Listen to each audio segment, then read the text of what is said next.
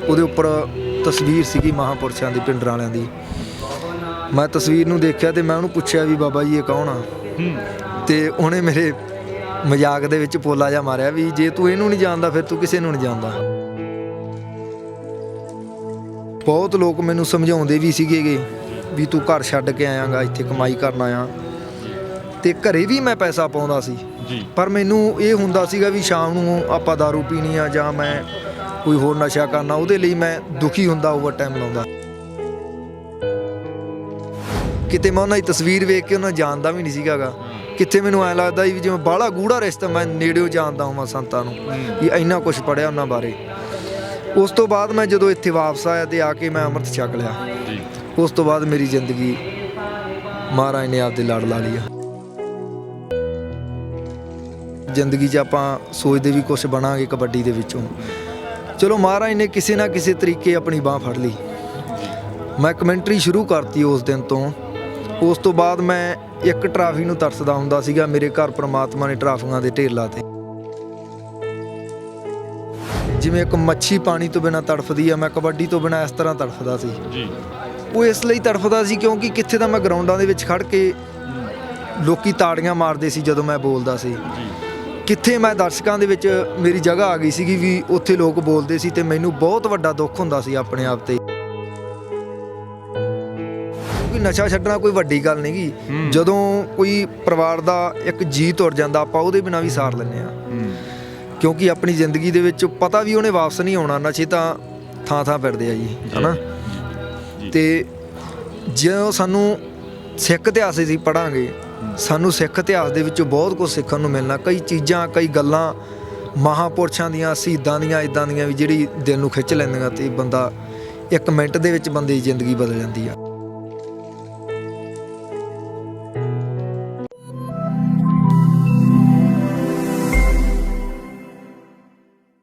ਸਤਿ ਸ਼੍ਰੀ ਅਕਾਲ ਜੀ, ਤੁਸੀਂ ਦੇਖ ਰਹੇ ਹੋ RMB ਟੈਲੀਵਿਜ਼ਨ। ਮੈਂ ਰਤਨਦੀਪ ਸਿੰਘ ਧਾਲੀਵਾਲ ਜੁੜ ਚੁੱਕੇ ਹਾਂ ਇੱਕ ਵਾਰ ਫਿਰ ਤੁਹਾਡੇ ਨਾਲ ਟਿੱਕਰੀ ਬਾਰਡਰ ਤੋਂ। ਅਸੀਂ ਮੌਜੂਦ ਹਾਂ ਨਿਊ ਬੱਸ ਸਟੈਂਡ, ਇਸ ਦੀ ਉੱਪਰਲੀ ਮੰਜ਼ਿਲ ਦੇ ਉੱਪਰ, ਛੱਤ ਦੇ ਉੱਪਰ ਅਸੀਂ ਮੌਜੂਦ ਹਾਂ। ਸ਼ਾਮ ਦਾ ਸਮਾਂ ਗਾ, ਪਰ ਅੱਜ ਅਸੀਂ ਜਿਹੜੀ ਤੁਹਾਨੂੰ ਸ਼ਖਸੀਅਤ ਦੇ ਨਾਲ ਮਿਲਾਵਾਂਗੇ, ਇੱਕ ਵੱਖਰੀ ਸ਼ਖਸੀਅਤ ਆ, ਇੱਕ ਵੱਖਰੀ ਕਹਾਣੀ ਆ ਅਤੇ ਇੱਕ ਇੰਸਪਾਇਰਿੰਗ ਕਹਾਣੀ ਆ।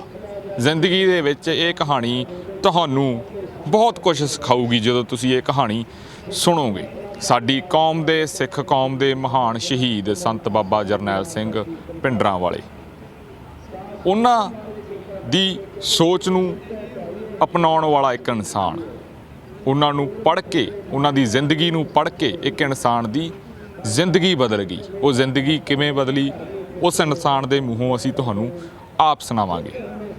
ਬੁੱਟਰ ਸ਼੍ਰੀ ਇੱਕ ਪਿੰਡ ਆ ਸ਼੍ਰੀ ਮੁਕਤਸਰ ਸਾਹਿਬ ਦਾ, ਉਸ ਦੇ ਵਿੱਚ ਇੱਕ ਨੌਜਵਾਨ ਕੁਲਦੀਪ ਸਿੰਘ, ਉੱਥੋਂ ਦਾ ਇੱਕ ਨੌਜਵਾਨ ਜੋ ਕਬੱਡੀ ਦਾ ਬੜਾ ਸ਼ੌਕੀਨ ਸੀ। ਕਬੱਡੀ ਖੇਡੀ ਵੀ ਜਿਸ ਨੇ, ਅਤੇ ਜਿਸ ਨੇ ਇੱਕ ਬੁਲਾਰੇ ਦੇ ਤੌਰ ਦੇ ਉੱਤੇ ਕਮੈਂਟਰੀ ਵੀ ਕਰੀ। ਉਹ ਕਬੱਡੀ ਦੇ ਮੈਚ ਵੀ ਬੋਲਦਾ ਰਿਹਾ। ਫਿਰ ਉਸ ਦੀ ਜ਼ਿੰਦਗੀ ਦੇ ਵਿੱਚ ਇੱਕ ਹਾਦਸਾ ਹੋਇਆ। ਹਾਦਸੇ ਤੋਂ ਬਾਅਦ ਉਹ ਵਿਦੇਸ਼ ਚਲਾ ਗਿਆ ਅਤੇ ਵਿਦੇਸ਼ ਜਾ ਕੇ ਉਹ ਗਲਤ ਸੰਗਤ ਦੇ ਵਿੱਚ ਪਿਆ। ਪਰ ਗਲਤ ਸੰਗਤ ਤੋਂ ਬਾਅਦ ਉਸ ਦੀ ਜ਼ਿੰਦਗੀ ਦੇ ਉੱਤੇ ਸੰਤਾਂ ਦੀ ਤਸਵੀਰ ਨੇ, ਸੰਤਾਂ ਦੀ ਜ਼ਿੰਦਗੀ ਨੇ, ਸੰਤਾਂ ਦੀ ਜ਼ਿੰਦਗੀ ਦੀ ਕਹਾਣੀ ਨੇ ਕੀ ਪ੍ਰਭਾਵ ਪਾਇਆ, ਅਤੇ ਫਿਰ ਉਹ ਆਉਂਦਾ ਗਾ ਖਾਲਸਾਈ ਬਾਣੇ ਦੇ ਵਿੱਚ। ਸਾਡੇ ਨਾਲ ਮੌਜੂਦ ਆ ਬਾਈ ਕੁਲਦੀਪ ਸਿੰਘ। ਬਾਈ ਜੀ ਸਵਾਗਤ ਆ। ਵਾਹਿਗੁਰੂ ਜੀ ਕਾ ਖਾਲਸਾ, ਵਾਹਿਗੁਰੂ ਜੀ ਕੀ ਫਤਿਹ। ਵਾਹਿਗੁਰੂ ਜੀ ਕੀ ਫਤਿਹ ਵੀਰ ਜੀ। ਜੀ ਕੁਲਦੀਪ ਸਿੰਘ ਜੀ ਸਵਾਗਤ ਆ ਤੁਹਾਡਾ। ਜਿਹੜੀ ਤੁਹਾਡੀ ਕਹਾਣੀ ਆ, ਬੜੀ ਇੰਸਪਾਇਰਿੰਗ ਕਹਾਣੀ ਆ। ਆਪਣੀ ਕਹਾਣੀ ਮੈਂ ਚਾਹੂੰਗਾ ਤੁਸੀਂ ਸਾਰੀ ਬਿਆਨ ਕਰ ਦਿਓ, ਤਾਂ ਜੋ ਅੱਜ ਦਾ ਜਿਹੜਾ ਨੌਜਵਾਨ ਆ ਜਾਂ ਜਿਹੜੇ ਦਰਸ਼ਕ ਇਸ ਮੁਲਾਕਾਤ ਨੂੰ ਦੇਖ ਰਹੇ ਹੋਣ, ਉਹ ਵੀ ਕੁਝ ਸਿੱਖਣ, ਕੁਝ ਸਮਝਣ ਅਤੇ ਸੋਚਣ ਲਈ ਮਜਬੂਰ ਹੋ ਜਾਣ। ਜੀ ਮੇਰਾ ਨਾਮ ਕੁਲਦੀਪ ਸਿੰਘ ਖਾਲਸਾ, ਪਿੰਡ ਬੁੱਟਰ ਸ਼੍ਰੀ ਆ ਜੀ, ਸ਼੍ਰੀ ਮੁਕਤਸਰ ਸਾਹਿਬ ਜੀ। ਮੇਰੀ ਮਾਤਾ ਦਾ ਨਾਮ ਸਰਬਜੀਤ ਕੌਰ ਆ ਜੀ। ਪਿਤਾ ਸਰਦਾਰ ਪੂਰਨ ਸਿੰਘ ਖਾਲਸਾ ਜੀ। ਅਤੇ 10 ਕੁ ਪੜ੍ਹਿਆ ਵੀਰ ਜੀ ਮੈਂ ਇਸ ਪਿੰਡ ਦੇ ਵਿੱਚ ਜੀ। ਅਤੇ ਘਰ ਦੇ ਹਾਲਾਤ ਵੀ ਮੇਰੇ ਬਹੁਤੇ ਚੰਗੇ ਨਹੀਂ ਸੀ ਜੀ। ਜਿਸ ਹਾਲਾਤ ਵਿੱਚ ਮੈਂ ਉਦੋਂ ਪੜ੍ਹਿਆ ਜੀ। ਔਰ ਉਸ ਤੋਂ ਬਾਅਦ ਮੈਨੂੰ ਕਬੱਡੀ ਦਾ ਸ਼ੌਂਕ ਪੈ ਗਿਆ ਜੀ।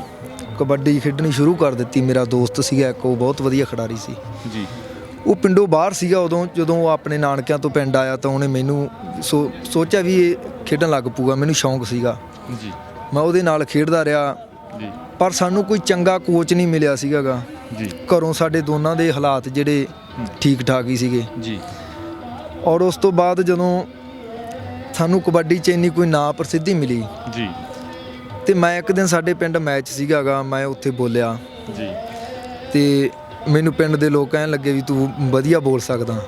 ਵੈਸੇ ਤਾਂ ਪਿੰਡ ਦਿਆਂ ਨਾਲ ਮੇਰੀ ਵੀ ਜਿੱਦਾਂ ਦੇ ਮੇਰੇ ਹਾਲਾਤ ਸੀਗੇ ਨਾ, ਜੀ, ਤੇ ਲੋਕ ਕਹਿੰਦੇ ਵੀ ਤੂੰ ਬੋਲ ਸਕਦਾ ਗਾ, ਤੂੰ ਸੋਹਣਾ ਬੋਲਿਆ। ਮੈਨੂੰ ਵੀ ਹੌਸਲਾ ਜਿਹਾ ਹੋਇਆ ਵੀ ਯਾਰ ਜ਼ਿੰਦਗੀ 'ਚ ਆਪਾਂ ਸੋਚਦੇ ਵੀ ਕੁਛ ਬਣਾਂਗੇ ਕਬੱਡੀ ਦੇ ਵਿੱਚੋਂ। ਚਲੋ ਮਹਾਰਾਜ ਨੇ ਕਿਸੇ ਨਾ ਕਿਸੇ ਤਰੀਕੇ ਆਪਣੀ ਬਾਂਹ ਫੜ ਲਈ। ਮੈਂ ਕਮੈਂਟਰੀ ਸ਼ੁਰੂ ਕਰਤੀ ਉਸ ਦਿਨ ਤੋਂ। ਉਸ ਤੋਂ ਬਾਅਦ ਮੈਂ ਇੱਕ ਟਰਾਫੀ ਨੂੰ ਤਰਸਦਾ ਹੁੰਦਾ ਸੀਗਾ। ਮੇਰੇ ਘਰ ਪ੍ਰਮਾਤਮਾ ਨੇ ਟਰਾਫੀਆਂ ਦੇ ਢੇਰ ਲਾਤੇ ਵੀ ਇੰਨੀ ਜ਼ਿਆਦਾ ਤਰੱਕੀ ਬਖਸ਼ੀ ਮਹਾਰਾਜ ਨੇ। ਮੈਂ ਪੰਜਾਬ, ਹਰਿਆਣਾ, ਰਾਜਸਥਾਨ ਵੱਡੇ ਵੱਡੇ ਕੱਪ, ਹਰਜੀਤ ਬਰਾੜ ਦੀ ਯਾਦ ਦੇ ਵਿੱਚ ਕੱਪ ਹੁੰਦਾ, ਉੱਥੇ ਲਗਾਤਾਰ 3 ਸਾਲ ਮੈਂ ਬੋਲਿਆ ਜੀ। ਔਰ ਜਿਵੇਂ ਭਲੂਰ ਕੱਪ ਦੇ ਬਹੁਤ ਵੱਡੇ ਵੱਡੇ ਕੱਪਾਂ 'ਤੇ ਮੇਰਾ ਇੱਕ ਦੋਸਤ ਆ ਕਾਲਾ ਥਾਂਦੇਵਾਲ, ਅੰਤਰਰਾਸ਼ਟਰੀ ਕਬੱਡੀ ਖਿਡਾਰੀ ਆ, ਉਹਦਾ ਮੇਰੇ ਨਾਲ ਬਹੁਤ ਵੱਡਾ ਸਹਿਯੋਗ ਰਿਹਾ ਮੇਰੀ ਕਮੈਂਟਰੀ ਦੇ ਵਿੱਚ।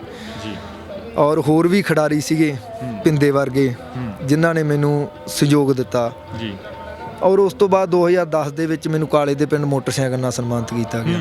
ਉਸ ਟਾਈਮ ਸਿਰਫ ਮੋਟਰਸਾਈਕਲ ਜਾਂ ਇਦਾਂ ਦੀਆਂ ਕੋਈ ਚੀਜ਼ਾਂ ਮਿਲਦੀਆਂ ਸੀਗੀਆਂ, ਕਿਉਂਕਿ ਹੁਣ ਤਾਂ ਕਬੱਡੀ ਦੇ ਵਿੱਚ ਬਹੁਤ ਜ਼ਿਆਦਾ ਪੈਸਾ ਬਣਦਾ। ਔਰ ਉਸ ਤੋਂ ਬਾਅਦ ਇੱਕ ਵਾਰ ਸ਼੍ਰੀ ਮੁਕਤਸਰ ਸਾਹਿਬ ਦੇ ਕੋਲ ਪਿੰਡ ਸੀ ਕੋਈ, ਉੱਥੇ ਮੈਂ ਕਮੈਂਟਰੀ ਕਰਨ ਗਿਆ ਤੇ ਸ਼ਾਮ ਨੂੰ ਜਦੋਂ ਮੈਂ ਘਰ ਆਇਆ ਤੇ ਮੈਨੂੰ ਐਂ ਲੱਗਿਆ ਜਿਵੇਂ ਮੇਰੇ ਗਲੇ ਦੇ ਵਿੱਚ ਕੋਈ ਤਕਲੀਫ ਹੁੰਦੀ ਆ। ਉਸ ਤੋਂ ਬਾਅਦ ਜਦੋਂ ਮੈਂ ਪ੍ਰਸ਼ਾਦਾ ਛਕ ਕੇ ਮੈਂ ਸੌਂ ਗਿਆ, ਜੋ ਰਾਤ ਨੂੰ ਮੈਨੂੰ ਜ਼ਿਆਦਾ ਤਕਲੀਫ ਹੋਈ ਤੇ ਮੈਂ ਇੱਦਾਂ ਦੇਖਿਆ ਸ਼ੀਸ਼ੇ ਦੇ ਵਿੱਚ ਤੇ ਮੂੰਹ 'ਚੋਂ ਮੇਰੇ ਖੂਨ ਆ ਰਿਹਾ ਸੀ। ਉਹ ਤਕਲੀਫ ਹੌਲੀ ਹੌਲੀ ਸੁਬਾਹ ਨੂੰ ਜ਼ਿਆਦਾ ਵੱਧ ਗਈ। ਫਿਰ ਮੇਰੇ ਪਾਪਾ ਡਾਕਟਰ ਕੋਲ ਲੈ ਗਏ। ਡਾਕਟਰਾਂ ਦਾ ਵੀ ਬਹੁਤ ਜ਼ਿਆਦਾ ਵੀ ਮੈਂ ਡਾਕਟਰਾਂ ਕੋਲ ਗਿਆ, ਪੈਸਾ ਵੀ ਮੇਰਾ ਲੱਗਿਆ, ਪਰ ਗਲੇ ਨੂੰ ਮੇਰੇ ਨੂੰ ਆਰਾਮ ਨਹੀਂ ਆਇਆ। ਜਦੋਂ 1 ਘੰਟਾ ਮੈਂ ਸਹੀ ਬੋਲਦਾ ਸੀ, ਉਸ ਤੋਂ ਬਾਅਦ ਮੇਰੇ ਗਲੇ ਦੇ ਵਿੱਚ ਸੋਜ ਹੋ ਜਾਂਦੀ ਸੀ, ਵੀ ਗਲਾ ਬਿਲਕੁਲ ਬੰਦ ਹੋ ਜਾਂਦਾ ਸੀ ਜੀ। ਪਰ ਲੋਕ ਬਹੁਤ ਪਿਆਰ ਕਰਦੇ ਸੀ। ਲੋਕ ਕਹਿੰਦੇ ਸੀ ਤੇਰਾ ਬੈਠਾ ਗਲਾ ਹੀ ਸਾਨੂੰ ਵਧੀਆ ਲੱਗਦਾ, ਤੂੰ ਬੋਲ। ਉਸ ਤੋਂ ਬਾਅਦ ਜਦੋਂ ਮੇਰੀ ਬਿਲਕੁਲ ਵੀ ਪੇਸ਼ ਨਾ ਚੱਲੀ, ਗਲਾ ਬੈਠ ਜਾਂਦਾ, ਮੈਨੂੰ ਬਹੁਤ ਨਿਰਾਸ਼ਤਾ ਹੁੰਦੀ ਸੀਗੀ ਆਪਣੇ ਆਪ 'ਤੇ ਵੀ ਪ੍ਰਮਾਤਮਾ ਨੇ ਮੇਰੀ ਬਾਂਹ ਵੀ ਫੜੀ ਤੇ ਵਿਚਕਾਰ ਲਿਜਾ ਕੇ ਮੇਰੀ ਜਿਵੇਂ ਬਾਂਹ ਛੱਡਤੀ ਜਾਂ ਮੈਂ ਛਡਾ ਲਈ, ਉਹ ਮੇਰੀ ਹੈ ਨਾ ਜਿੱਦਾਂ ਵੀ ਮੇਰੀ ਸੋਚ ਸੀਗੀ। ਉਸ ਤੋਂ ਬਾਅਦ ਮੈਥੋਂ ਕਬੱਡੀ ਬਿਨਾਂ ਰਿਹਾ ਨਾ ਗਿਆ। ਮੈਂ ਸੋਚਿਆ ਵੀ ਜਿਵੇਂ ਇੱਕ ਮੱਛੀ ਪਾਣੀ ਤੋਂ ਬਿਨਾਂ ਤੜਫਦੀ ਆ, ਮੈਂ ਕਬੱਡੀ ਤੋਂ ਬਿਨਾਂ ਇਸ ਤਰ੍ਹਾਂ ਤੜਫਦਾ ਸੀ। ਉਹ ਇਸ ਲਈ ਤੜਫਦਾ ਸੀ ਕਿਉਂਕਿ ਕਿੱਥੇ ਤਾਂ ਮੈਂ ਗਰਾਊਂਡਾਂ ਦੇ ਵਿੱਚ ਖੜ੍ਹ ਕੇ ਲੋਕੀ ਤਾੜੀਆਂ ਮਾਰਦੇ ਸੀ ਜਦੋਂ ਮੈਂ ਬੋਲਦਾ ਸੀ, ਕਿੱਥੇ ਮੈਂ ਦਰਸ਼ਕਾਂ ਦੇ ਵਿੱਚ ਮੇਰੀ ਜਗ੍ਹਾ ਆ ਗਈ ਸੀਗੀ ਵੀ ਉੱਥੇ ਲੋਕ ਬੋਲਦੇ ਸੀ ਤੇ ਮੈਨੂੰ ਬਹੁਤ ਵੱਡਾ ਦੁੱਖ ਹੁੰਦਾ ਸੀ ਆਪਣੇ ਆਪ 'ਤੇ ਵੀ ਕਿੱਥੇ ਮੇਰੀ ਜਗ੍ਹਾ ਗਰਾਊਂਡ ਦੇ ਵਿੱਚ ਹੁੰਦੀ ਸੀ, ਕਿੱਥੇ ਅੱਜ ਮੈਂ ਲੋਕਾਂ ਦੇ ਵਿੱਚ ਬੈਠਾ। ਬਹੁਤ ਦੁੱਖ ਹੁੰਦਾ ਸੀਗਾ। ਉਸ ਤੋਂ ਬਾਅਦ ਮੈਂ ਸੋਚਿਆ ਵੀ ਮੈਂ ਇੱਥੇ ਨਹੀਂ ਰਹਿਣਾ। ਘਰ ਦੇ ਹਾਲਾਤ ਵੀ ਮੇਰੇ ਕੁਛ ਇੱਦਾਂ ਦੇ ਸੀਗੇ। ਉਸ ਤੋਂ ਬਾਅਦ ਮੈਂ ਦੁਬਈ ਚੱਲ ਗਿਆ। ਜਦੋਂ ਮੈਂ ਦੁਬਈ ਗਿਆ ਤੇ ਕਬੱਡੀ ਤੋਂ ਜਿਵੇਂ ਇੱਕ ਮਾਂ ਕੋਲੋਂ ਬੱਚੇ ਨੂੰ ਖੋਹ ਲਈਦਾ, ਇਸ ਤਰ੍ਹਾਂ ਦਾ ਮੈਨੂੰ ਮਹਿਸੂਸ ਹੁੰਦਾ ਸੀਗਾ ਵੀ ਮੈਂ ਕਬੱਡੀ ਤੋਂ ਦੂਰ ਆਇਆ ਤੇ ਮੇਰਾ ਵੀ ਮੈਂ ਰਹਿਣਾ ਕਿਵੇਂ ਕਬੱਡੀ ਤੋਂ ਬਿਨਾਂ ਹੀ ਮੈਂ ਜਾਣਦਾ ਸੀ। ਉਸ ਤੋਂ ਬਾਅਦ ਮੇਰੀ ਕੋਈ ਸੰਗਤ ਉੱਦਾਂ ਦੀ ਸੀਗੀ ਕਿ ਉੱਥੇ ਮੁੰਡੇ ਉੱਦਾਂ ਦੇ ਸੀਗੇ ਵੀ ਨਸ਼ਿਆਂ ਦੀ ਦਲਦਲ ਦੇ ਵਿੱਚ ਮੇਰਾ ਪੈਰ ਉਦੋਂ ਪੂਰਾ ਡੁੱਬ ਚੁੱਕਿਆ ਸੀਗਾ ਮੈਂ। ਔਰ ਉਸ ਤੋਂ ਬਾਅਦ ਵੀ ਬਹੁਤ ਲੋਕ ਮੈਨੂੰ ਸਮਝਾਉਂਦੇ ਵੀ ਸੀਗੇ ਵੀ ਤੂੰ ਘਰ ਛੱਡ ਕੇ ਆਇਆਂਗਾ, ਇੱਥੇ ਕਮਾਈ ਕਰਨ ਆਇਆ। ਤੇ ਘਰੇ ਵੀ ਮੈਂ ਪੈਸਾ ਪਾਉਂਦਾ ਸੀ, ਪਰ ਮੈਨੂੰ ਇਹ ਹੁੰਦਾ ਸੀਗਾ ਵੀ ਸ਼ਾਮ ਨੂੰ ਆਪਾਂ ਦਾਰੂ ਪੀਣੀ ਆ ਜਾਂ ਮੈਂ ਕੋਈ ਹੋਰ ਨਸ਼ਾ ਕਰਨਾ, ਉਹਦੇ ਲਈ ਮੈਂ ਦੁਖੀ ਹੁੰਦਾ, ਓਵਰ ਟਾਈਮ ਲਾਉਂਦਾ। ਉਸ ਤੋਂ ਬਾਅਦ ਮੈਨੂੰ ਇੱਕ ਬਾਬਾ, ਇੱਕ ਬਜ਼ੁਰਗ ਮਿਲਿਆ, ਉਹਨੇ ਮੇਰੇ ਨਾਲ ਕੁਛ ਗੱਲਾਂ ਕੀਤੀਆਂ। ਮੈਨੂੰ ਕਹਿੰਦਾ ਵੀ ਸਾਰਾ ਕੁਛ ਮੇਰੇ ਤੋਂ ਪੁੱਛਿਆ। ਉਸ ਤੋਂ ਬਾਅਦ ਮੈਨੂੰ ਕਹਿੰਦਾ ਵੀ ਮੈਂ ਤੈਨੂੰ ਇੱਕ ਰਸਾਲਾ ਦੇਊਂਗਾ, ਤੂੰ ਉਸ ਰਸਾਲੇ ਨੂੰ ਪੜ੍ਹੀ। ਮੈਂ ਕਿਹਾ ਚਲੋ ਠੀਕ ਆ, ਪੜ੍ਹਾਂਗੇ। ਇੱਕ ਦਿਨ ਮੈਂ ਉਹਨਾਂ ਦੇ ਰੂਮ 'ਚ ਚੱਲ ਗਿਆ ਤੇ ਉਹ ਬਾਬੇ ਨੇ ਮੈਨੂੰ ਰਸਾਲਾ ਦਿਖਾਇਆ। ਉਹਦੇ ਉੱਪਰ ਤਸਵੀਰ ਸੀਗੀ ਮਹਾਂਪੁਰਸ਼ਾਂ ਦੀ, ਪਿੰਡਰਾਂ ਵਾਲਿਆਂ ਦੀ। ਮੈਂ ਤਸਵੀਰ ਨੂੰ ਦੇਖਿਆ ਤੇ ਮੈਂ ਉਹਨੂੰ ਪੁੱਛਿਆ ਵੀ ਬਾਬਾ ਜੀ ਇਹ ਕੌਣ ਆ? ਤੇ ਉਹਨੇ ਮੇਰੇ ਮਜ਼ਾਕ ਦੇ ਵਿੱਚ ਪੋਲਾ ਜਿਹਾ ਮਾਰਿਆ ਵੀ ਜੇ ਤੂੰ ਇਹਨੂੰ ਨਹੀਂ ਜਾਣਦਾ ਫਿਰ ਤੂੰ ਕਿਸੇ ਨੂੰ ਨਹੀਂ ਜਾਣਦਾ। ਉਸ ਤੋਂ ਬਾਅਦ ਉਹਨੇ ਮੈਨੂੰ ਦੱਸਿਆ ਵੀ ਇਹ ਮਹਾਂਪੁਰਸ਼ ਆ ਸੰਤ ਭਿੰਡਰਾਂ ਵਾਲੇ ਬਾਬਾ ਜਰਨੈਲ ਸਿੰਘ ਜੀ। ਚਲੋ ਮੈਂ ਨਮਸਕਾਰ ਕੀਤੀ ਤੇ ਮੈਂ ਰਸਾਲਾ ਖੋਲ੍ਹਣ ਲੱਗਿਆ। ਉਹ ਕਹਿੰਦਾ ਵੀ ਨਹੀਂ, ਹਜੇ ਤੂੰ ਰਸਾਲੇ ਦੇ ਯੋਗ ਨਹੀਂ ਗਾ, ਤੂੰ ਇਸ਼ਨਾਨ ਕਰੀ, ਜਦੋਂ ਤੂੰ ਕੁਛ ਨਾ ਖਾਧਾ ਪੀਤਾ ਹੋਇਆ ਉਦੋਂ ਮੈਨੂੰ ਦੱਸੀ, ਆਪਾਂ ਰਸਾਲਾ ਤੈਨੂੰ ਪੜ੍ਹਾਵਾਂਗੇ ਜ਼ਰੂਰ। ਅਗਲੇ ਦਿਨ ਮੇਰਾ ਦਿਲ ਕੀਤਾ, ਮੈਂ ਕਿਹਾ ਵੀ ਹੋ ਸਕਦਾ ਮੇਰੀ ਕੋਈ ਨਾ ਕੋਈ ਡੂੰਘੀ ਗੱਲ ਉਹਦੇ ਵਿੱਚ ਛੁਪੀ ਹੋਵੇ ਹੈ ਨਾ, ਜਿਹਦੇ ਬਾਰੇ ਮੈਂ ਜਾਣੂ ਨਹੀਂ। ਮੈਂ ਸ਼ਾਮ ਨੂੰ ਜਦੋਂ ਡਿਊਟੀ ਤੋਂ ਆਇਆ, ਮੈਂ ਉਹਦੇ ਕੋਈ ਦਾਰੂ ਨਹੀਂ ਸੀ ਪੀਤੀ। ਮੈਂ ਇਸ਼ਨਾਨ ਕਰਕੇ ਤੇ ਮੈਂ ਉਸ ਬਾਬੇ ਕੋਲ ਗਿਆ ਤੇ ਰਸਾਲਾ ਮੈਂ ਉਹ ਤੋਂ ਲੈ ਆਂਦਾ ਜੀ। ਸ਼ਾਮ ਨੂੰ ਮੂੰਹ ਹਨੇਰਾ ਜਿਹਾ ਹੋਇਆ, ਜਦੋਂ ਮੈਂ 2 ਕੁ ਦੇ ਪੰਨੇ ਪੜ੍ਹੇ ਤਾਂ ਮੈਨੂੰ ਵੀ ਖਿੱਚ ਰਿਹਾ ਸੀਗਾ ਰਸਾਲਾ ਆਪਦੇ ਵੱਲ। ਇੱਕ ਤਾਂ ਹੁੰਦਾ ਵੀ ਬੰਦੇ ਨੇ ਪੜ੍ਹਨਾ ਕਿੱਥੇ, ਆਪਾਂ ਨੂੰ ਚੀਜ਼ ਨੇ ਖਿੱਚਣਾ। ਉਸ ਤੋਂ ਬਾਅਦ ਮੇਰਾ ਦਿਲ ਕੀਤਾ ਵੀ ਮੈਨੂੰ ਪੜ੍ਹੀ ਜਾਵਾਂ। ਜਦੋਂ ਮੈਂ ਉਹਨੂੰ 2 ਵਾਰ ਉਹ ਰਸਾਲਾ ਲਗਾਤਾਰ ਮੈਂ ਪੜ੍ਹਿਆ, ਜਿਹੜੀਆਂ ਚੀਜ਼ਾਂ ਦੀ ਨਹੀਂ ਵੀ ਸਮਝ ਲੱਗੀ ਵਿੱਚੋਂ ਮੈਂ ਦੁਬਾਰਾ ਫੇਰ ਪੜ੍ਹਿਆ ਉਹਨੂੰ ਜੀ। ਤੇ ਆਪਣੇ ਆਪ ਤੇ ਬਹੁਤ ਵੱਡਾ ਨਾ ਵੀ ਦੁੱਖ ਮਹਿਸੂਸ ਹੋਇਆ, ਨਫ਼ਰਤ ਹੋਈ ਇੱਕ ਵਾਰ ਤਾਂ ਆਪਦੇ ਆਪ ਤੋਂ ਵੀ ਯਾਰ ਮੈਂ ਕੀ ਕਰਦਾ ਰਿਹਾ ਜ਼ਿੰਦਗੀ ਦੇ ਵਿੱਚ। ਸਾਡਿਆਂ ਪੁਰਖਾਂ ਨੇ ਪਤਾ ਨਹੀਂ ਸਾਡੇ ਲਈ ਕਿੰਨੇ ਕੁ ਪੂਰਨੇ ਪਾਏ ਹੈ ਨਾ, ਸਾਡੇ ਗੁਰੂਆਂ ਨੇ ਸਹਾਇਤਾਂ ਦਿੱਤੀਆਂ ਤੇ ਸਾਨੂੰ ਇੱਕ ਐਡਾ ਵਧੀਆ ਜੀਵਨ ਬਖਸ਼ਿਆ ਪ੍ਰਮਾਤਮਾ ਨੇ, ਤੇ ਅਸੀਂ ਕਿੱਥੇ ਦਲਦਲ ਦੇ ਵਿੱਚ ਫਸੇ ਪਏ ਹਾਂ। ਬਹੁਤ ਨਫ਼ਰਤ ਹੋਈ। ਮੈਂ ਉਸ ਬਾਬੇ ਨੂੰ ਮਿਲਿਆ ਜੋ ਰਸਾਲਾ ਸ਼ਾਮ ਨੂੰ ਮੈਂ ਲੈ ਕੇ ਗਿਆ। ਮੈਂ ਡਿਊਟੀ ਨਾ ਗਿਆ ਉਹਦੇ। ਉਹ ਬਾਬੇ ਨੂੰ ਮੈਂ ਪੁੱਛਿਆ ਵੀ ਕੀ ਮੈਂ ਬਖਸ਼ਿਆ ਜਾਊਂਗਾ ਵੀ ਮੈਂ ਇਹਨੇ ਜ਼ਿੰਦਗੀ ਦੇ ਵਿੱਚ ਗਲਤ ਕੰਮ ਕੀਤੇ ਆ ਜਿਹੜੇ, ਵੀ ਕੀ ਪ੍ਰਮਾਤਮਾ ਮੈਨੂੰ ਬਖਸ਼ ਦੂਗਾ? ਤਾਂ ਉਹਨੇ ਕਿਹਾ ਵੀ ਬੱਚਾ ਕਿੰਨਾ ਵੀ ਲਿਬੜਿਆ ਹੋਵੇ ਤੇ ਮਾਂ ਉਹਨੂੰ ਗੱਲ ਨਾਲ ਲਾ ਹੀ ਲੈਂਦੀ ਆ ਹੈ ਨਾ। ਤੇ ਉਹਨੇ ਮੈਨੂੰ ਕਿਹਾ ਵੀ ਬਖਸ਼ੂਗਾ ਪ੍ਰਮਾਤਮਾ ਜੇ ਤੂੰ ਇਸ ਰਾਹ 'ਤੇ ਆਏਗਾ ਤਾਂ।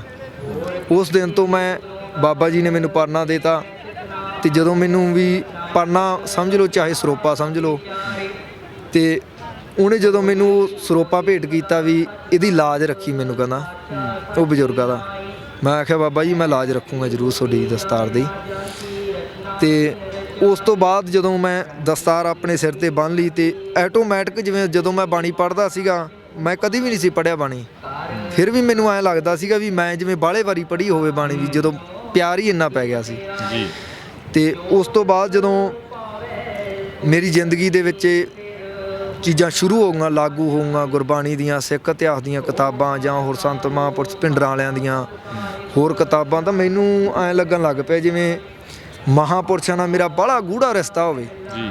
ਕਿਤੇ ਮੈਂ ਉਹਨਾਂ ਦੀ ਤਸਵੀਰ ਵੇਖ ਕੇ ਉਹਨਾਂ ਜਾਣਦਾ ਵੀ ਨਹੀਂ ਸੀਗਾ ਗਾ, ਕਿੱਥੇ ਮੈਨੂੰ ਐਂ ਲੱਗਦਾ ਵੀ ਜਿਵੇਂ ਬਾਹਲਾ ਗੂੜਾ ਰਿਸ਼ਤਾ, ਮੈਂ ਨੇੜਿਓਂ ਜਾਣਦਾ ਹੋਵਾਂ ਸੰਤਾਂ ਨੂੰ, ਵੀ ਇੰਨਾ ਕੁਛ ਪੜ੍ਹਿਆ ਉਹਨਾਂ ਬਾਰੇ।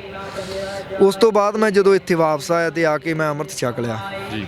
ਉਸ ਤੋਂ ਬਾਅਦ ਮੇਰੀ ਜ਼ਿੰਦਗੀ ਮਹਾਰਾਜ ਨੇ ਆਪਦੇ ਲੜ ਲਾ ਲਈ ਆ। ਕਿੰਨੇ ਸਾਲ ਹੋ ਗਏ ਤੁਹਾਨੂੰ ਅੰਮ੍ਰਿਤਧਾਰੀ ਹੋਇਆ? ਅੰਮ੍ਰਿਤਧਾਰੀ ਹੋਏ ਨੂੰ 3.5 ਸਾਲ ਹੋ ਗਏ। 3.5 ਸਾਲ ਜੀ। ਕੇਸ ਦਾੜੀ ਮੈਂ ਉਦੋਂ ਪਹਿਲਾਂ ਰੱਖ ਲਈ ਸੀਗੀ। ਹਾਂਜੀ। ਤੇ ਹੁਣ ਫਿਰ ਪਰਿਵਾਰ ਦੇ ਵਿੱਚ ਕੌਣ ਨੇ? ਪਰਿਵਾਰ ਦੇ ਵਿੱਚ ਮਾਤਾ ਪਿਤਾ ਜੀ, ਭਰਾ ਭਰਜਾਈ ਆ, ਇੱਕ ਮੇਰੀ ਭਤੀਜੀ ਹੈ ਛੋਟੀ ਜੀ 2 ਸਾਲ ਦੀ। ਤੇ ਹੁਣ ਤੁਸੀਂ ਇੱਥੇ ਦਿੱਲੀ ਮੋਰਚੇ 'ਚ ਡਟੇ ਹੋਏ? ਹਾਂਜੀ, ਦਿੱਲੀ ਮੈਂ 4 ਦਸੰਬਰ ਦਾ ਆਇਆ ਹੋਇਆਗਾ ਜੀ। 26 ਤੋਂ 5 ਕੁ ਦਿਨ ਬਾਅਦ ਘਰੇ ਕਾਰਜ ਸੀ ਚਾਚੇ ਦੀ ਕੁੜੀ ਦਾ, ਤਾਂ ਮੈਂ ਲੇਟ ਆਇਆ। ਪਰ ਜਿਸ ਦਿਨ ਤੋਂ ਆਇਆ ਮੈਂ ਇੱਥੇ ਹੀ ਡਟਿਆਗਾ।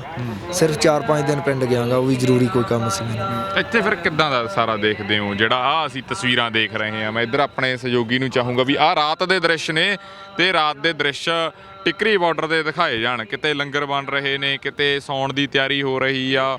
ਵੱਖੋ ਵੱਖ ਜਿਹੜੇ ਪਿੰਡਾਂ ਦੇ ਲੋਕ ਨੇ, ਚਾਹੇ ਉਹ ਹਰਿਆਣੇ ਦੇ ਹੋਣ, ਪੰਜਾਬ ਦੇ ਹੋਣ, ਵੱਖੋ ਵੱਖ ਜ਼ਿਲ੍ਹਿਆਂ ਦੇ ਲੋਕ ਨੇ, ਇੱਦਾਂ ਆਪਣੇ ਰਹਿਣ ਬਸੇਰੇ ਇੱਥੇ ਬਣਾਏ ਹੋਏ ਨੇ। ਇਹਦੇ ਬਾਰੇ ਕੁਲਦੀਪ ਜੀ ਤੁਸੀਂ ਕੀ ਸੋਚਦੇ ਹੋ? ਸੋਚ ਤਾਂ ਇਹੀ ਹੈ ਜੀ ਵੀ ਪ੍ਰਮਾਤਮਾ ਨੇ ਇਹ ਜੋ ਵੀ ਹੋ ਰਿਹਾ ਉਹਦੀ ਦੇਖ ਰੇਖ ਦੇ ਹੇਠ ਹੀ ਹੋ ਰਿਹਾ। ਕਿਉਂਕਿ ਜੋ ਵੀ ਪ੍ਰਮਾਤਮਾ ਕਰਦਾ ਚੰਗਾ ਕਰਦਾ।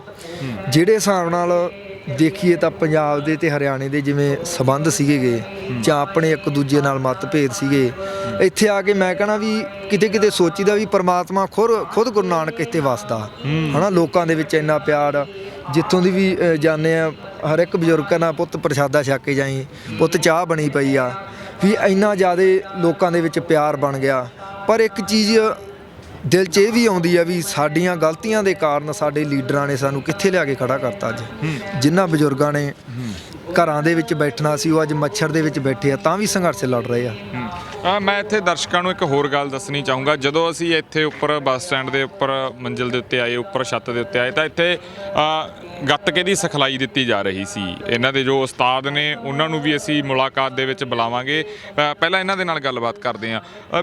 ਜਿਹੜਾ ਗੱਤਕਾ ਗਾ ਤੁਸੀਂ ਡੇਲੀ ਫਿਰ ਖੇਡਦੇ ਹੋ, ਹੋਰ ਵੀ ਆਉਂਦੇ ਨੇ ਲੋਕ ਸਿੱਖਣ ਵਾਸਤੇ? ਹਾਂਜੀ, ਅਸੀਂ ਥੋੜ੍ਹੇ ਟਾਈਮ ਹੀ ਹੋਇਆ ਸ਼ੁਰੂ ਕੀਤੇ ਨੂੰ ਜੀ। ਸਾਨੂੰ ਗੱਤਕੇ ਦਾ ਸਮਾਨ ਲਿਆ ਕੇ ਦਿੱਤਾ ਡਾਕਟਰ ਸਵਾਈਮਾਨ ਸਿੰਘ ਪੱਖੋਕੇ ਜੀ ਜੀ, ਜਿਨ੍ਹਾਂ ਨੇ ਇੱਥੇ ਵੀ ਬਹੁਤ ਵੱਡੀ ਸੇਵਾ ਕਿਸਾਨਾਂ ਲਈ ਕਰ ਰਹੇ ਆ। ਜੀ ਜੀ, ਇੱਕ ਮਸੀਹੇ ਦਾ ਰੂਪ ਬਣ ਕੇ ਆਏ ਆ ਇਸ ਟਿਕਰੀ ਬਾਰਡਰ ਤੇ ਕਿਸਾਨਾਂ ਵਾਸਤੇ ਜੀ। ਤੇ ਉਹਨਾਂ ਦੇ ਅਸੀਂ ਵਲੰਟੀਅਰ ਆ, ਉਹਨਾਂ ਦੇ ਨਾਲ ਸੇਵਾ ਕਰਾਉਂਦੇ ਆ। ਉਹਨਾਂ ਨੇ ਸਾਨੂੰ ਸ਼ਾਸਤਰ ਵਿੱਦਿਆ ਸਿੱਖਣ ਵਾਸਤੇ ਸ਼ਾਸਤਰ ਲਿਆ ਤੇ ਹੁਣ ਅਸੀਂ ਸ਼ਾਸਤਰ ਵਿੱਦਿਆ ਸ਼ੁਰੂ ਕੀਤੀ ਆ। ਇਹ ਗਗਨ ਮੁੰਡਾ ਜੀ ਜਿਹੜਾ ਦਮਦਮਾ ਸਾਹਿਬ ਤੋਂ, ਜੀ ਜੀ, ਤੇ ਇਹ ਸਿੰਘ ਸਾਨੂੰ ਸ਼ਾਸਤਰ ਵਿੱਦਿਆ ਸਿਖਾ ਰਿਹਾ ਇੱਥੇ। ਜੀ ਜੀ ਜੀ, ਭਾਈ ਜੀ ਵਾਹਿਗੁਰੂ ਫਤਿਹ ਜੀ, ਗੁਰੂ ਫਤਿਹ। ਤੁਸੀਂ ਇੱਥੇ ਸ਼ਾਸਤਰ ਵਿੱਦਿਆ ਜਿਹੜੀ ਸਿਖਾ ਰਹੇ ਹੋ, ਹੋਰ ਵੀ ਨੌਜਵਾਨ ਆਉਂਦੇ ਨੇ? ਹਾਂਜੀ ਬਾਬਾ ਜੀ, ਹੋ ਜਾਣੇ 10-12 ਜਣੇ। 10-12 ਜਣੇ ਹੁੰਦੇ ਆ। ਹਾਂਜੀ। ਤੇ ਤੁਹਾਨੂੰ ਕਿੰਨੇ ਦਿਨ ਹੋ ਗਏ ਇੱਥੇ ਟਿਕਰੀ ਆਇਆਂ ਨੂੰ? ਮੈਨੂੰ 4 ਮਹੀਨੇ ਹੋ ਗਏ ਜੀ। 4 ਮਹੀਨੇ ਲਗਾਤਾਰ। ਹਾਂਜੀ। ਤੇ ਜਿਹੜੀ ਫਿਰ ਇਹ ਸੇਵਾ ਇਹ ਕਦੋਂ ਤੋਂ ਨਿਭਾਈ ਜਾ ਰਹੀ ਹੈ? ਇਹ ਪਹਿਲਾਂ ਅਗਲੇ ਡਾਂਗਾਂ ਤੇ ਚੱਲਦੀ ਸੀ ਦੇਸੀ ਜੀ। ਹੁਣ ਡਾਕਟਰ ਸਾਹਿਬ ਨੇ ਪੈਸੇ ਦਿੱਤੇ ਸੀਗੇ, ਹੁਣ ਗਏ ਸੀ ਅੰਮ੍ਰਿਤਸਰ, ਉਹਦੇ ਸ਼ਾਸਤਰ ਲੈਂਦੇ ਆ ਥੋੜੇ। ਹਾਂ, ਤੇ ਅੰਦੋਲਨ ਬਾਰੇ ਫਿਰ ਕੀ ਸੋਚਦੇ ਹੋ, ਕੀ ਕਹਿਣਾ ਚਾਹੋਗੇ? ਬਸ ਕੋਈ ਗੱਲ ਨਹੀਂ, ਚੱਲੀ ਜਾਣ ਤੋਂ, ਜਿੱਡਾ ਲੰਮਾ ਚੱਲੂ ਸਾਨੂੰ ਵੀ ਫਾਇਦਾ ਜੀ। ਜਿੰਨੇ ਆਪਣੇ ਬਜ਼ੁਰਗ ਦੇਸੀ ਕਹਿ ਲੈਂਦੇ ਆਮ ਭਾਸ਼ਾ 'ਚ, ਉਹਨਾਂ ਨੂੰ ਸਮਝ ਆਊਗੀ ਵੀ ਕਿਵੇਂ ਰਹਿਣਾ ਵਿਚਰਨਾ ਅੱਗੇ ਪੰਜਾਬ ਜਾਂ ਸਾਰਾ ਹੌਲੀ ਹੌਲੀ ਸੈੱਟ ਹੋਊਗਾ। ਜਿਹੜਾ ਲੰਮਾ ਚੱਲੂ ਫਾਇਦਾ ਹੀ ਫਾਇਦਾ ਜੀ। ਫਤਿਹ ਹੋਊ? ਹਾਂ, ਫਤਿਹ ਹੋਊਗਾ, ਕਿਰਪਾ ਮਹਾਰਾਜ ਦੀ। ਸਭ ਸੈੱਟ ਹੋਊਗਾ, ਕੋਈ ਟੈਨਸ਼ਨ ਨਹੀਂ ਏਡੀ ਵੀ ਫਤਿਹ ਹੋ ਮੈਦਾਨ। ਜੀ ਜੀ ਜੀ। ਇੱਕ ਕੁਲਦੀਪ ਜੀ, ਮੈਂ ਜਾਂਦੇ ਜਾਂਦੇ ਇੱਕ ਸਵਾਲ ਹੋਰ ਲੈਣਾ ਚਾਹੂੰਗਾ। ਜਿਵੇਂ ਅਕਸਰ ਵੀਡੀਓਜ਼ ਦੇਖਣ ਨੂੰ ਮਿਲਦੀਆਂ ਸਾਡੇ ਚੈਨਲ ਦੇ ਉੱਤੇ ਵੀ, ਇੱਕ ਦੋ ਸੀ ਜਿਹੜੇ ਨੌਜਵਾਨ ਆ ਉਹ ਸਾਥੀ ਦਿਖਾਏ ਆ ਜਿਹੜਾ ਨੇ ਨਸ਼ੇ ਦਾ ਤਿਆਗ ਕੀਤਾ ਗਾ ਤੇ ਇੱਕ ਸਹੀ ਆਪਣਾ ਜੀਵਨ ਬਤੀਤ ਕਰ ਰਹੇ ਨੇ। ਤੁਸੀਂ ਜਿਹੜੇ ਨੌਜਵਾਨ ਹੁਣ ਨੇ ਜਿਹੜੇ ਇਹ ਦਲਦਲ ਦੇ ਵਿੱਚ ਨੇ, ਉਹਨਾਂ ਨੂੰ ਕੀ ਸੰਦੇਸ਼ ਦੇਣਾ ਚਾਹੋਗੇ? ਕਿਉਂਕਿ ਤੁਸੀਂ ਉਹ ਚੀਜ਼ ਦੇਖੀ ਵੀ ਆ, ਪਿੱਛੇ ਪਰਿਵਾਰ ਵੀ ਭੁਗਤਦੇ ਆ, ਤੇ ਇਹ ਲੰਬਾ ਸਫ਼ਰ ਤੈਅ ਕੀਤਾ ਜਾਂਦਾ ਗਾ ਪੀੜ੍ਹੀਆਂ ਦਰ ਪੀੜ੍ਹੀਆਂ। ਇਹ ਜਿਹੜਾ ਗਾ ਘਾਟਾ ਕਦੇ ਵਾਪਸ ਨਹੀਂ ਆਉਂਦਾ। ਇਹ ਘਾਟਾ ਬੜਾ ਵੱਡਾ ਪੈ ਜਾਂਦਾ ਜਿਹੜੇ ਲੋਕ ਨਸ਼ੇ ਕਰਕੇ ਆਪਣੀ ਜਾਨ ਗਵਾ ਬਹਿੰਦੇ ਆ। ਤੁਸੀਂ ਦੇਖਦੇ ਹੋ ਵੀ ਕਿੰਨਾ ਆਪਣਾ ਪੰਜਾਬ ਦੇ ਵਿੱਚ ਖਾਸ ਕਰਕੇ ਜਿਹੜੇ ਇਹ ਕਹਿੰਦੇ ਆ ਵੀ ਨਸ਼ੇ ਦਾ 6ਵਾਂ ਦਰਿਆ ਚੱਲਦਾ ਗਾ। ਉਹ ਨੌਜਵਾਨਾਂ ਨੂੰ ਕੀ ਕਹਿਣਾ ਚਾਹੋਗੇ ਜਿਹੜੇ ਹੁਣ ਇਸ ਮੁਲਾਕਾਤ ਨੂੰ ਦੇਖ ਰਹੇ ਆ ਜਾਂ ਉਹਨਾਂ ਦੇ ਪਰਿਵਾਰ ਦੇਖ ਰਹੇ ਆ? ਨੌਜਵਾਨਾਂ ਨੂੰ ਇਹੀ ਸੁਨੇਹਾ ਜੀ, ਜਿੰਨਾ ਚਿਰ ਅਸੀਂ ਸਿੱਖ ਇਤਿਹਾਸ ਨਹੀਂ ਪੜ੍ਹਦੇ ਜੀ, ਜਿੰਨਾ ਚਿਰ ਸਾਨੂੰ ਪਤਾ ਨਹੀਂ ਲੱਗਦਾ ਸਾਡੇ ਪੁਰਖਿਆਂ ਨੇ ਸਾਡੇ ਲਈ ਕੀ ਕੀਤਾ, ਜੀ, ਸਾਡੇ ਸਾਹਿਬਜ਼ਾਦਿਆਂ ਨੇ ਸਾਡੇ ਲਈ ਕੀ ਪੂਰਨੇ ਪਾਏ, ਜਿੰਨਾ ਚਿਰ ਅਸੀਂ ਕਿਤਾਬ ਨੂੰ ਪੜ੍ਹਦੇ ਨਹੀਂ, ਇਤਿਹਾਸ ਨੂੰ ਪੜ੍ਹਨਾ ਨਹੀਂਗਾ, ਜਿੰਨਾ ਚਿਰ ਅਸੀਂ ਕਿਤਾਬਾਂ ਖੋਲ੍ਹਦੇ ਨਹੀਂ। ਸੰਤ ਭਿੰਡਰਾਂ ਵਾਲਿਆਂ ਦੀਆਂ ਬਹੁਤ ਵਧੀਆ ਕਿਤਾਬਾਂ, ਜਿਨ੍ਹਾਂ ਨੇ ਮੈਨੂੰ ਇੱਕ ਰਸਾਲੇ ਨੇ ਮੇਰੀ ਜ਼ਿੰਦਗੀ ਬਦਲਤੀ। ਮੈਂ ਕਹਿਣਾ ਵੀ ਕਿਤਾਬਾਂ ਦੇ ਵਿੱਚ ਬਹੁਤ ਕੁਝ ਛੁਪਿਆ।